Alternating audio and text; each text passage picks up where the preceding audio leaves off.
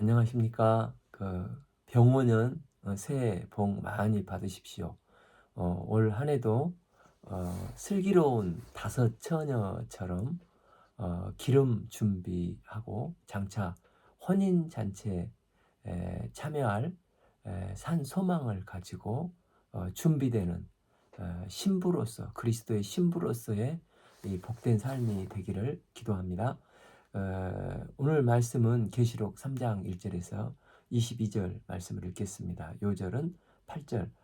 볼지어다 내가 내 앞에 열린 문을 두었으되 능히 닫을 사람이 없으리라. 내가 내 행위를 아노니 내가 작은 능력을 가지고서도 내 말을 지키며 내 이름을 배반하지 아니하였도다.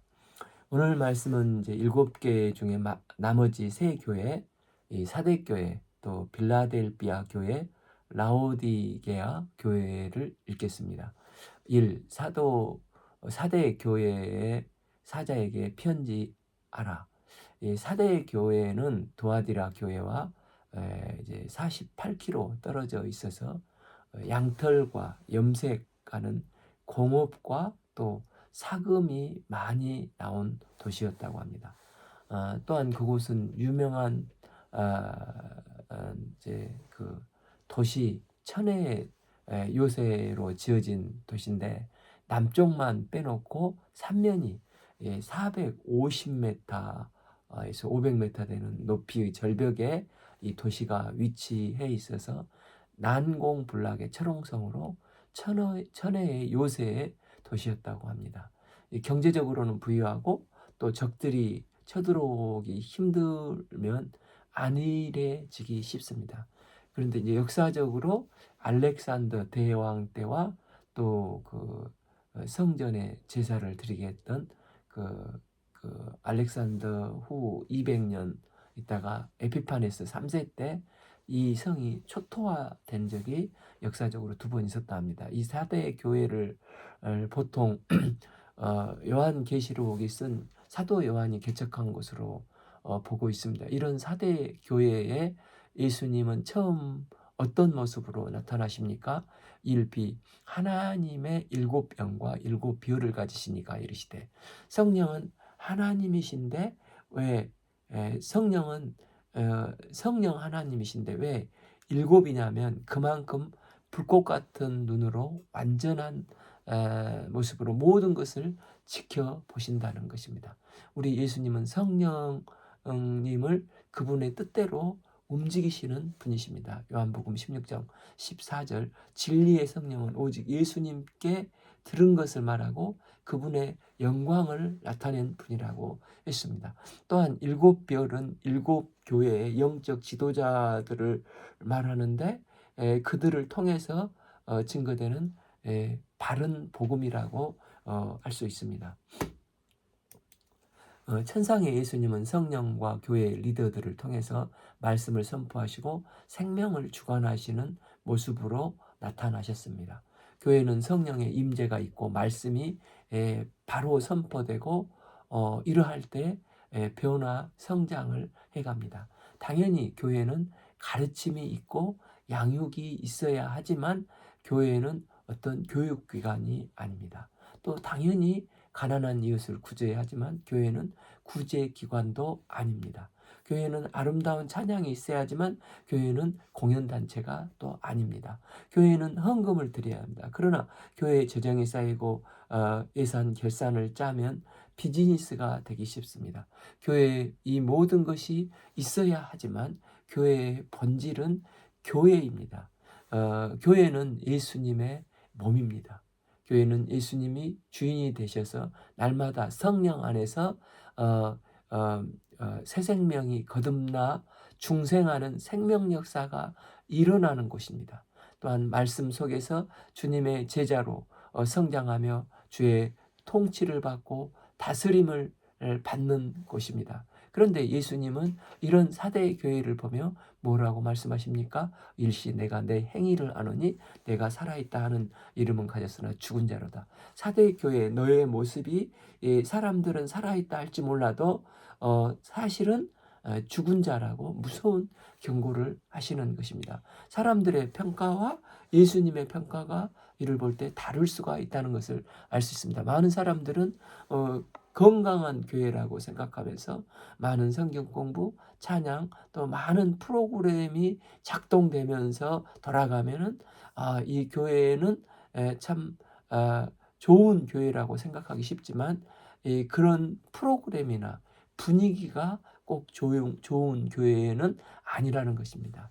야고보서 2장 17절과 같이 에, 행함이 없는 믿음은 자체가 죽은 믿음이라고 했습니다. 믿음에 행함이 없이 분위기에 휩싸여 교회를 다니고 섬긴다는 것은 사람들은 살아있다고 말할지 모르지만 하나님은 엄중하게 죽었다고 말씀을 하시는 것입니다.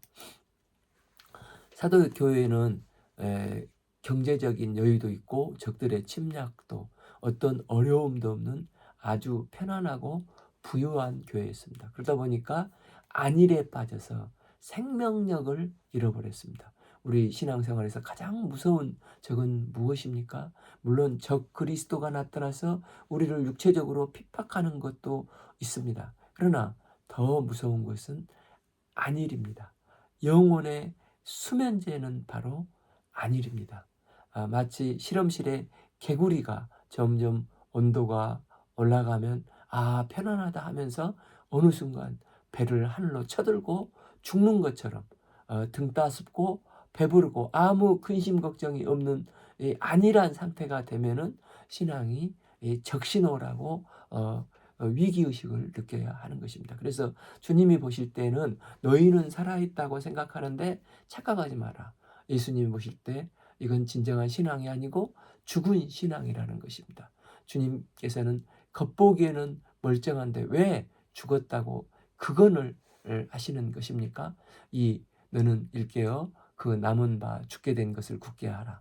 내 하나님 앞에 내 행위에 온전한 것을 찾지 못하였으니 너는 일깨어 그 남은 바를 죽게 된 것을 굳게 하라.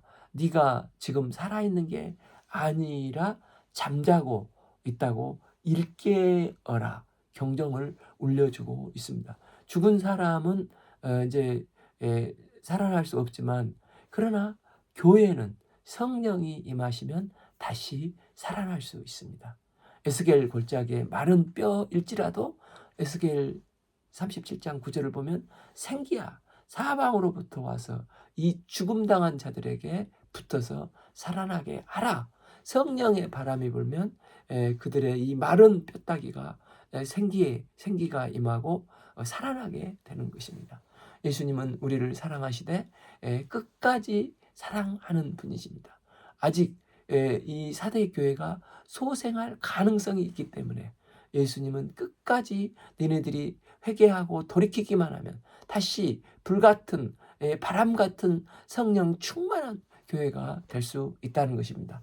오늘날 사도의 교회처럼 겉모습은 번지르하고 돈도 있고 조직도 있고 많은 것이 있지만 그러나 예수님이 보시기에 죽은 교회가 아니라 정말 성령의 임재가 있고 주님의 생명의 말씀이 살아있고 전파되는 성령 충만한 교회가 될 수 있기를 기도합니다.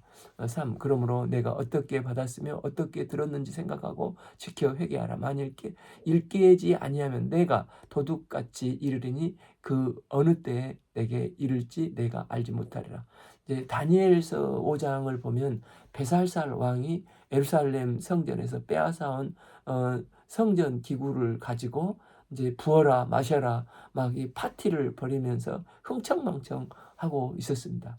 이렇게 준비를 하지 않고 있다가 갑작스럽게 환란이 임하게 돼요. 그날 밤에 이 갈대아 왕 베사살이 죽임을 당하고 이 메대 연합군으로 성벽 지하 땅굴을 파고 들어와서 이 바벨론은 그 큰 바벨론이 하루아침에 멸망이 되어버린 것입니다. 이처럼 준비치 않으면 하루아침에 멸망하게 된다는 것입니다. 그래서 주님은 처음 어떻게 사도 요한이 복음을 전했는지 이것을 생각하고 또 그때 복음의 뜨거웠던 감격 그 감사와 그 은혜의 열심으로 주를 섬기면 평소 늘 깨어 도적같이 임하실 주님을 맞이할 준비가 되어 있는데 그러면 무슨 걱정이 있겠느냐는 것입니다. 아, 사 아, 아, 그러나 사대의 그 옷을 더럽히지 아니한 자 몇 명이 내게 있어 흰 옷을 입고 나와 함께 다니리니 그들은 합당한 자인 연고라. 이 사대 교회는 옷을 대부분 더럽혔지만 그러나 더럽히지 않는 구별된 예수님께서 보기에 정말 거룩을 지키는 말씀을 먹고 살기 위해서 몸부림치는 자들, 또 기도하기 하는 몇몇 몸부림치는 자들이 흰옷을 입은 자로 예수님께 합당한 자들이 있다는 것입니다. 오늘날 교회가 말도 많고 탈도 많지만 그래도 이만큼 유지되는 것은 이 보석같이 주님 앞에 깨어있는 몇몇 사람들이 그들의 기도와 그들의 말씀 선포 또 눈물을 가진 이 목자의 심정이 있어서 그나마 교회가 유지되지 않나 싶습니다. 주님은 우리에게 부흥을 원하십니다. 그러나 사람들이 늘어나 큰 교회가 되고 재정이 늘어나고 이제 주차장 짓고 수양관 짓고 공동 묘지 찾으러 다닌 이게 진정한 부흥이 아니라는 것입니다. 진정한 부흥은 성도 한 사람 한 사람이 깨어 말씀을 받고 그 말씀을 나의 삶 가운데 적용하며 기도하고 참제 구속의 예수님을 증거하는 게 진정한 부흥이라는 것입니다. 예수님은 예수님의 이름에 걸맞게 이렇게 사는 사람들과 동행하시는 것입니다. 이기는 자는 이와 같이 흰옷을 입은 것이요 내가 그 이름을 생명책에서 결코 지우지 아니하리니 그 이름을 아버지 앞과 그 천사들 앞에서 시인하는 자라. 귀 있는 자는 성령이 교회들에게 하시는 말씀을 들을지어다. 아, 아, 우리는 죽고 나면 한 줌의 흙이요 티끌에 불과한 인간입니다. 그래서 이런 인간에게 기억되고 칭찬받는 게 뭐가 그렇게 중요하겠습니까? 이 땅의 사람들 속에 기억 속에 남는 것이 이 역사 속에서 보면 큰 의미가 없습니다. 우리의 궁극적인 목적은 영원한 생명책에 내 이름이 기록되기 위해서 우리가 이 땅 가운데 살아가는 것입니다.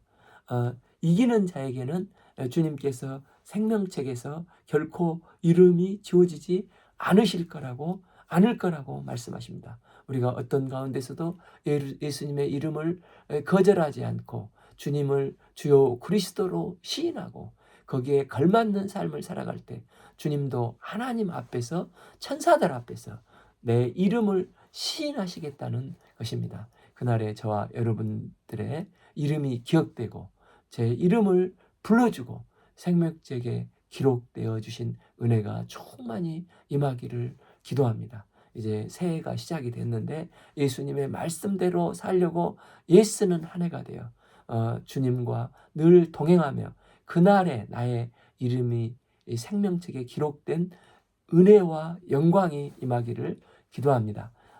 7. 빌라델피아 교회 사자에게 편지하라. 거룩하고 진실하사 다윗의 열쇠를 가지신 이 곧 열면 닫을 사람이 없고 닫으면 열 사람이 없는 그가 이르시되. 이 빌라델피아 교회에는 포도 생산으로 유명합니다. 이곳은 교통의 요충지로 동방의 관문이 필라델피아입니다. 이 필라델피아라는 이름이 형제사랑인데 다른 큰 도시에 있는 형이 이 필라델피아에 있는 동생이 다스리는 이 두 왕과 좋은 관계가 있는데 필라델피아가 잘 사니까 신하들이 이 형을 공격해서 정복하자고 했는데 이 동생이 그렇지 않아서 이게 형제의 우애를 나타내는 이름이 이 필라델피아라고 합니다. 그러다 보니까 많은 또 이곳에 중개 무역으로 상업과 또 농업이 활성화되어서 경제적으로 굉장히 부유했습니다. 그런데 이곳의 단점은 이제 터키 지역을 사진이나 또 그곳을 여행을 하면서 보고 유튜브를 보면은 신전들이 많이 있게 되는데 이 공통점은 이 기둥만 딸랑 남아 있는 경우를 많이 보게 되는데 거기 지역이 지진이 많이 일어났기 때문이랍니다. 그런데 빌라델피아는 책망이 없고 칭찬만 있는 교회였습니다. 어, 신앙적으로 가장 칭찬이 많은 교회입니다. 그런데 이 빌라델피아에 나타난 주님의 특징은 다윗의 열쇠를 가지고 나타나신 것입니다. 이것은 이사야서 22장을 보면 히스기야 왕 시절에 국고의 열쇠를 맡은 이방인 셈나라는 사람이 있었는데 그가 국고를 제멋대로 쓰자 그 왕은 그를 호되게 책망하고 쫓아냅니다. 그리고 그 모든 권한을 엘리야김에게 넘겨주면서 이제 22장 22절을 보면 내가 또 다윗의 집의 열쇠를 그의 어깨에 두리니 그가 열면 닫을 자가 없고 닫으면 열 자가 없으리라 라고 하나님은 말씀하십니다. 그러니 다윗의 열쇠의 능력과 권세가 얼마나 대단합니까? 이 다윗의 열쇠를 다윗의 자손 예수 그리스도께서 하나님 나라의 열쇠를 가지고 계십니다. 인간의 범죄함으로 하늘문이 닫혔습니다. 그러나 언약대로 예수님께서 이 땅에 오시고 십자가에 피 흘려 죽으심으로 그를 믿는 자마다 멸망치 않고 구원의 문이 활짝 열린 것입니다. 그러니 이 다윗의 열쇠는 곧 십자가입니다. 하나님 나라에 들어갈 결정권이 이 다윗의 열쇠를 가지신 예수님께 있습니다. 그래서 예수님은 요한복음 14장 6절에서 말씀하셨습니다. 내가 곧 길이요 진리요 생명이니 나로 말미암지 않고는 아버지께로 올 자가 없느니라. 예수님이 열면 닫을 사람이 없고 닫으면 열 사람이 없는 것입니다. 8 볼지어다 내가 내 앞에 열린 문을 두었으니 능히 닫을 사람이 없으리라. 내가 내 행위를 아노니 내가 작은 능력을 가지고도 내 말을 지켜 내 이름을 배반하지 아니하였다. 이걸 볼 때 빌라델피아 교인들은 대부분 경제적으로 사회적으로 직업이 평균 미만으로 가난하고 또 못 배우고 또 많이 지진이 일어났기 때문에 사회적으로도 잘 살지 못하는 사람들이었습니다. 별로 인정받지 못했지만 그러나 그들은 예수님을 영접한 자들이었습니다. 그들은 말씀을 지키고 어떤 가운데서도 주님을 배반하지 않고자 노력했던 성도들이었습니다. 보라 사탄의 회당 곧 자칭 유대인이라 하나 그렇지 아니하고 거짓말하는 자들 중에 몇을 내게 주어 그들로 와서 내 앞에 절하게 하고 내가 너를 사랑하는 줄 알게 하리라. 이곳은 술시인인 그 바카스와 또 그 밖에 여러 신을 섬기며 작은 아테네로 불릴 만큼 우상 숭배가 대단한 도시였다고 합니다. 그리고 또 지진이 자주 일어나 삶의 터전이 완전히 뒤엎어지는 이 폐허가 되기가 일쑤였다고 합니다. 그런데 이곳에서 장사를 통해서 많은 돈을 번 유대인들이 이 사탄의 집합체라고 성경은 말을 하고 있습니다. 유대인들의 의식에는 자신들이 선민이기 때문에 훗날 세계 모든 열방들이 우리 유대인에게 와서 다 무릎을 꿇을 것이라 생각하는 이 자만심으로 가득 차 있었습니다. 때문에 이방인 기독교인들을 볼 때 아주 가짠게 여기면서 너희가 어떻게 감히 하나님의 백성이 될 수 있냐. 하나님께 그리고 백보양보에서 복을 받았다면 이렇게 가난하고 찌질하게 살냐 하면서 이 빌라델피아 이방 기독교인들을 멸시하고 천대하였고 이로 그 성도들은 굉장히 기가 죽어서 살고 있었습니다. 그런데 주님께서 나타나셔서 그 열쇠는 유대인들이 가지고 있는 게 아니라 예수님께서 가지고 계시다는 것입니다. 그러면서 예수님은 때가 되면 역으로 이제 유대인들이 우리 이방 성도들 앞에 무릎을 꿇게 될 거라는 것입니다. 이로 주님이 빌라델피아 성도들을 얼마나 사랑하는지 알게 하심으로 그들에게 큰 위로와 격려를 하기 위해서 지금 나타나신 것입니다. 10 내가 나의 인내의 말씀을 지켰은즉 내가 또 너를 지켜 시험의 때에 면하게 하리니 이는 장차 온 세상에 임하여 땅에 거하는 자들을 시험할 때라. 어려움 가운데 말씀을 지키면 산다는 것은 그러면서 산다는 것은 결코 쉽지가 않았을 것입니다. 그런데 누가복음 100배의 열매를 맺는 비결이 무엇이라고 합니까? 누가복음 10장 15절 좋은 땅에 있다는 것은 착하고 좋은 마음으로 말씀을 듣고 지키어 인내로 결실하는 자라고 했습니다. 이처럼 어려울 때도 마지막 때가 되면 적그리스도들이 성도들을 핍박하고 괴롭히는데 그때 인내로 말씀을 듣고 굳게 붙잡아 그리스도의 신부로 준비되어 가라는 것입니다. 지금처럼 이런 신앙생활을 할 때 주님께서 이 신부를 영접해 주실 것이라는 것입니다. 이렇게 인내의 말씀을 지키게 되면 십비 내가 또한 너를 지켜 시험의 때를 면하게 하리라. 이 말씀은 시험의 때가 없도록 해주겠다는 게 아닙니다. 7년 대환란 때 성도는 뿅 휴거가 되어서 환란을 안 당하게 하겠다라고 그 계시록을 해석하는 사람도 있지만 시험과 환란은 당하지만 그러나 그 환란으로 인해서 망하거나 죽지 않고 그 환란 속에서 예수님께서는 말씀을 붙잡고 인내하는 성도들을 반드시 구원하사 구원해 내시겠다는 것입니다. 11 내가 속히 오리니 내가 가진 것을 굳게 붙잡아 아무도 내 면류관을 빼앗지 못하게 하라. 환란 속에서 힘들다고 모르겠다 포기하지 말고 굳게 붙잡아 아무도 내 면류관을 빼앗지 못하게 하라. 그러면 12a 이기는 자는 내 하나님 성전에 기둥이 되게 하리라 다고 약속의 말씀을 하십니다.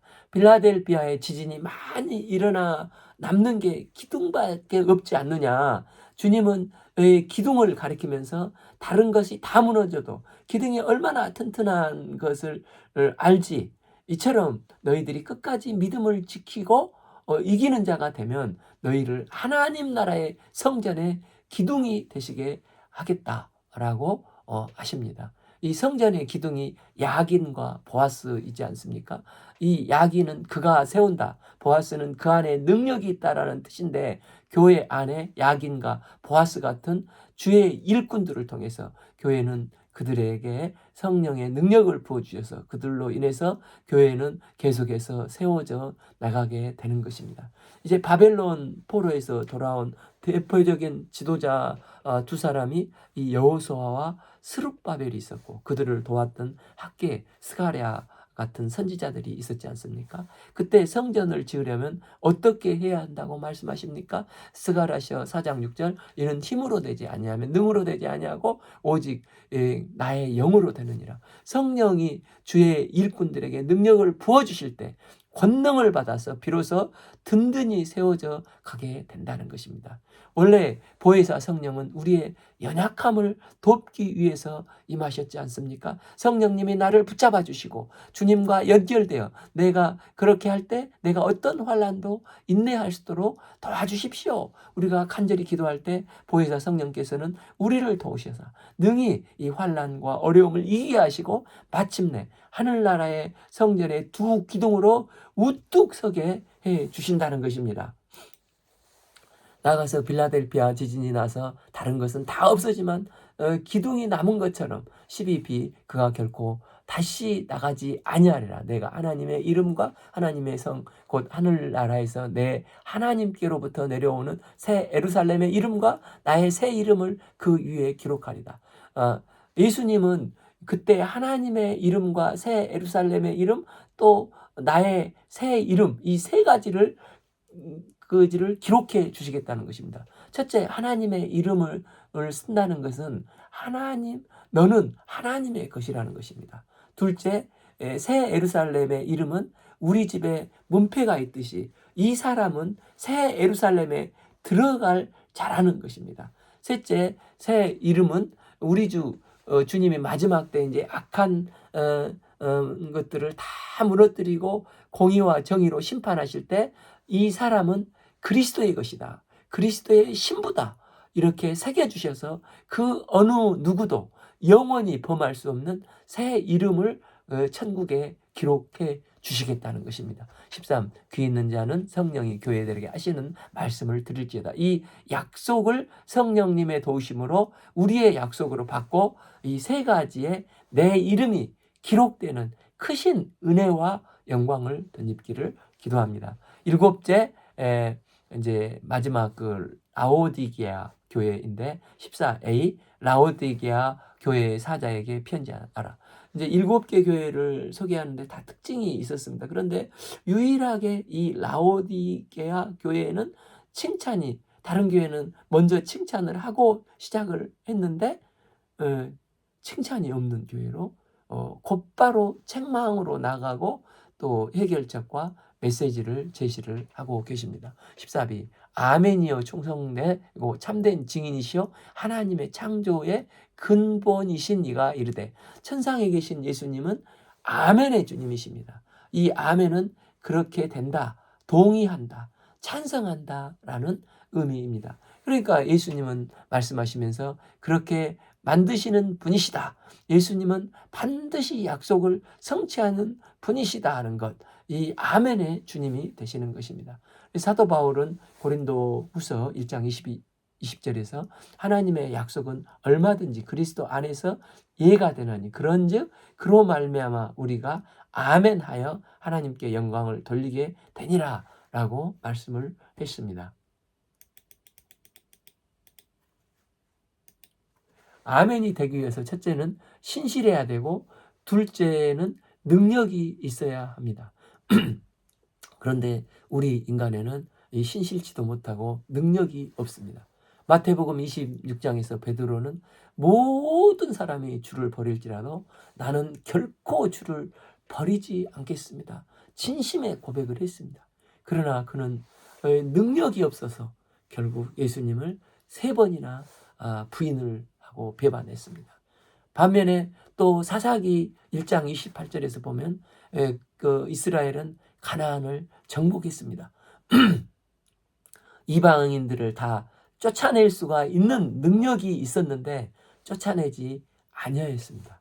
그들은 못한 게 아니라 신실치 못해서 안 한 것이었습니다. 이로 이스라엘의 가시가 되어서 이들이 올무가 되어서 얼마나 많은 괴로움을 당하게 되었습니까? 그래서 인간은 아멘이 잘 안 되는 존재입니다. 그런데 신실하심을 보여주기 위해서 예수님은 하나님 영광을 버리시고 약속대로 이 땅에 오셔서 마터, 순교자로서의 증인이 되었고 십자가에서 생명까지도 바치신 증인이 되신 것입니다. 때문에 우리는 이 예수님께서 어떤 말씀을 하시든지 그 말씀을 신실하게 이루시는 분, 능력의 주님이시기 때문에 이 주님을 믿고 아멘하고 화답하는 것입니다. 빌립보서 2장을 보면 예수님은 근본 성삼위 하나님의 본체로 창조의 근원이 되시지 않습니까? 이 하나님은 전지전능하신 분이십니다. 때문에 우리가 이기는 자가 되기 위해서는 아멘 되시는 예수님께 붙어 있어야 하는 것입니다. 15 내가 내 행위를 아노니 내가 차지도 아니하고 뜨겁지도 아니하도다. 내가 차든지 뜨겁든지 하기를 원하노라. 16 내가 이같이 미지근하여 뜨겁지도 아니하고 차지도 아니하니 내 입에서 너를 토하여 버리리라. 이 말씀은 차든지 뜨겁든지 하라, 확실히 믿든지 아니면 때려치우든지 하라, 이렇게 오해하기 쉬운데 그게 전혀 아닙니다. 이 라오디게아 옆에 있는 도시가 이제 우리가 그 골로새서를 봤을 때 히에라볼리와 이 골로새 교회가 있습니다. 아마 그 두란노 출신 제자인 에바브라가 이 골로새 또 히베라볼리 라오디게아 교회를 개척하지 않았나라고 추정을 합니다. 그런데 이 라오디게아 교회는 이 도시는 물이 없었다고 합니다. 그래서 그 물이 이게 그 히에라볼리에는 온천이 많이 있는데 그 온천수를 끌어왔다고 합니다. 또 이 골로새에서는 찬물이 있다는 것은 물이 아주 좋다는 거 아니에요? 그래서 이 찬물을 또 상수도로 끌어와서 라오디게아 도시에서는 이걸 먹었다고 합니다. 그런데 이 둘을 섞다 보면 미지근한 물이 되는데, 미지근하면 그 속에 유황 성분이 많아서 냄새가 아주 역겨운 냄새가 나서 그걸 사람들이 마시면은 금방 토해낸다고 합니다. 당시 이곳 라오디게아 교회 사람들은 이 말의 의미를 금방 알아들었습니다. 뜨거운 온수도 좋고 찬 생수도 둘 다 좋습니다. 그러나 이 두 물이 섞이면 토할 만큼 역겨워진다는 것입니다. 때문에 본래 그 물의 속성대로 차든지 덮든지 해야 좋은 것입니다. 그런데 이게 미지근한 상태가 돼버리면 이건 변질이 된 것입니다. 그래서 신앙은 이런 미지근한 신앙이 어떤 신앙입니까? 17 내가 말하기를 나는 부자라 부여하여 족한 것이 없다 하나 내 곧 곤고한 것과 가난한 것과 눈먼 것과 벌거벗은 것을 알지 못하는도다. 이 라오디게아는 내가 부자로 부족한 것이 없다고 생각을 했습니다. 거기다가 그곳에도 또 의학교가 있는데 특히 그곳에는 안과, 이게 안약이 특화되어서 눈 치료에 대해서 많은 연구가 되어 있는 도시라고 합니다. 그래서 예수님은 너희들이 부자라고 착각하며 마치 눈이 먼 것 같다고 말씀을 하시는 것입니다. 여기서 공고한 것과 가련한 것, 이것은 전쟁이 나면 모든 것이 초토화되어 뒤집어 엎어지는, 그럴 때 이제 공고함 또 벌거벗고 이렇게 살지 않겠습니까? 그런데 이 벌거벗는 것은 고대 옷감 묘직이 모직이 발달한 이 도시에서 딴 동네도 아니고 옷이 없어서 벌거벗고 산다는 것은 잘 이해가 되지 않습니다. 그래서 나는 배부르고 등 따뜻하다 생각하지만은 주님 보실 때는 내 공고한 것과 가련한 것과 가난한 것과 눈먼 것과 벌거벗는 신앙이 마치 미지근에 토할 것 같은 물과 같은 너희들의 신앙이라는 것입니다. 이런 신앙 자세를 주님께서는 미지근한 신앙이라고 하시는 것입니다. 이런 자들에게 주께서 주신 처방은 무엇입니까? 18 내가 너를 권하노니 내게서 불로 연단한 금을 사서 부여하게 하고 흰옷을 사서 입어 벌거벗은 수치를 보이지 않게 하고 안약을 사서 눈에 발라 보이게 하라. 지금 라오디게아 교회는 이것도 아니고 저것도 아닌 금이라고도 할 수 없는 이 불순물들이 많이 끼어있는 교회인 것입니다.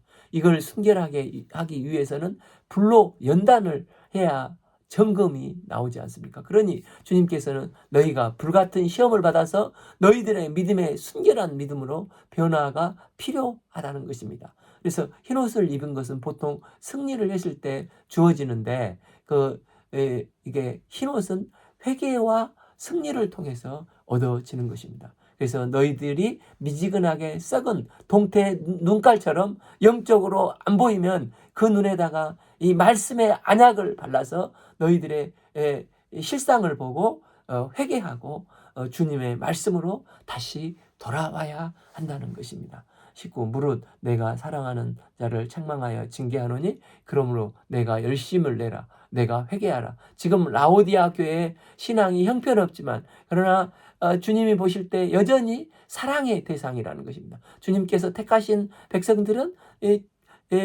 첫 번째 책망하시고 두 번째 또 그 책망을 끝까지 듣지 않으면 징계를 하셔서 회개하고 이들이 돌이켜 하나님의 백성으로 살아야 살기를 원하시는 것입니다. 이를 통해 주님께 몸과 마음과 뜻을 다하여 하나님을 사랑하라는 것입니다. 이때 우리는 미지근한 신앙에서 차든지 덮던 분명한 신앙으로 회복될 것입니다. 주님은 그들을 사랑하기 때문에 책망하고 징계를 하시는 것입니다.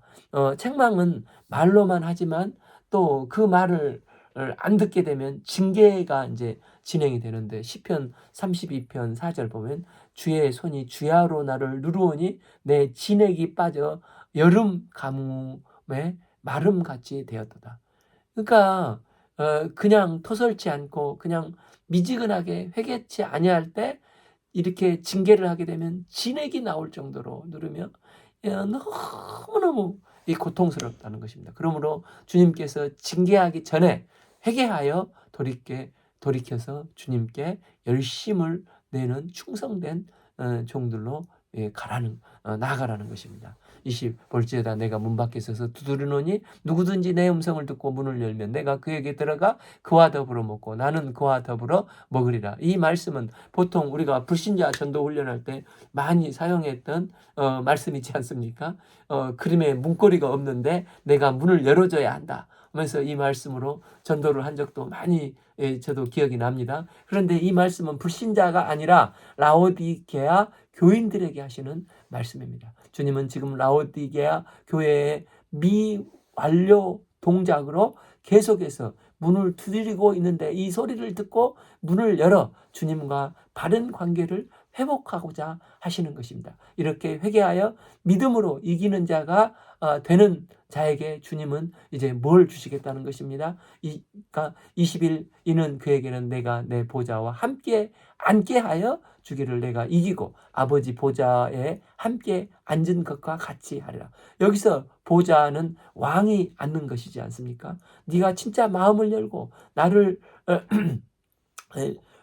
다스리는 그리스도 왕으로 받아들이면 나는 너와 더불어 너는 나와 더불어 먹는 풍성한 교제가 시작될 것이라는 것입니다. 그런데 이것은 회개로부터 시작이 되는 것입니다. 주님, 그동안 내가 주인이었던 것을 회개합니다.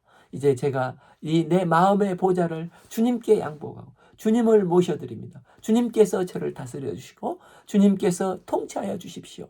왕의 보좌에 앉으셔서 하시는 일은 선과 악을 심판하는 일을 하십니다. 이 약속은 나도 이기는 자가 될 때 주님과 더불어 함께 통치하며 심판에 함께 참여하는 왕 같은 제사장이 되어서 주님과 함께 이 세상 만물을 통치하는 권세를 주시겠다고 약속을 하시는 놀라운 약속의 말씀입니다. 22 기 있는 자들은 성령의 교회들에게 하시는 말씀을 들을지어다. 아멘. 우리가 사실 이 마음으로 들리면 문을 열 수밖에 없습니다. 안 들려서 문을 안 열어요. 귀가 막혀 있기 때문에 안 들어 주시는 안 들어 주십니다. 주님이 누군지 몰라서 안 여는 것입니다. 우리는 지금까지 이제 첫 번째 환상인 7개 교회의 환상을 말씀을 읽었습니다. 마태복음 24장은 종말장입니다.